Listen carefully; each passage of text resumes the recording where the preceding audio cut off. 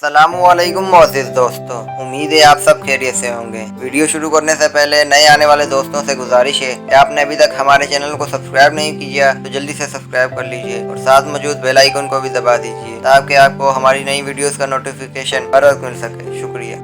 وہ 7 لوگ جن کا منہ قبر کے اندر قبلے کی طرف سے ہٹا دیا جائے گا۔ حضرت علی رضی اللہ تعالیٰ عنہ سے روایت ہے کہ رسول اکرم صلی اللہ علیہ وسلم نے فرمایا، 7 ایسے اشخاص ہیں جنہیں تم قبر کے اندر دفن کرو گے تو ان کا رخ قبلے کی طرف سے پھیر دیے جائیں گے۔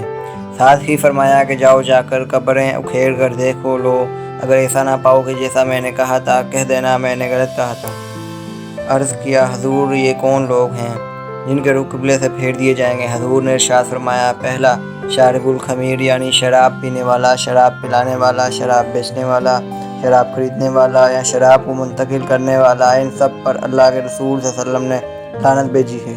ایک روایت میں آتا ہے شراب پینے والا بتوں کو پوجنے والے کی طرح ہے، شرابی جب مرتا ہے اسے مرتے وقت کلمہ نصیب نہیں ہوتا، اور دوسرا یہ کہ اس کا قبلے سے رخ پھیر دیا جاتا ہے۔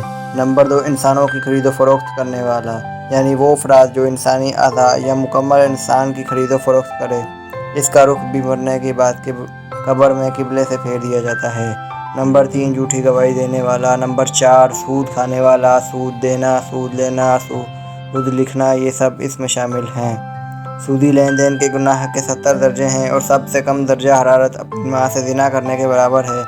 ایسا شخص جو دوسری سودی لین دین کرتا ہے، موت کے بعد قبر سے میں اس کا رخ قبلے سے پھیر دیا جائے گا۔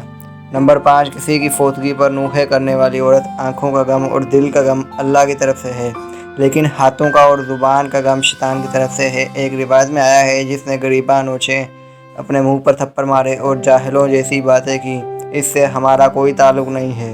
اس لیے جب دل غمزدہ ہو تو آنکھوں سے روئیں، اس سے شریعت نے منع نہیں کیا، لیکن واویلا کرنا، الٹی سیدھے بک بک کرنا یہ کفریہ کلمات ہے۔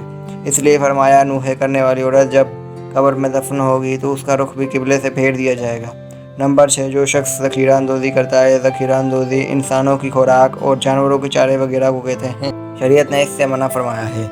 حضور صلی اللہ علیہ وسلم نے ارشاد فرمایا، جس شخص نے 40 دن تک ذخیرہ اندوزی کی، اللہ تعالیٰ اسے 40,000 سال تک جہنم کی آگ میں جلائے گا۔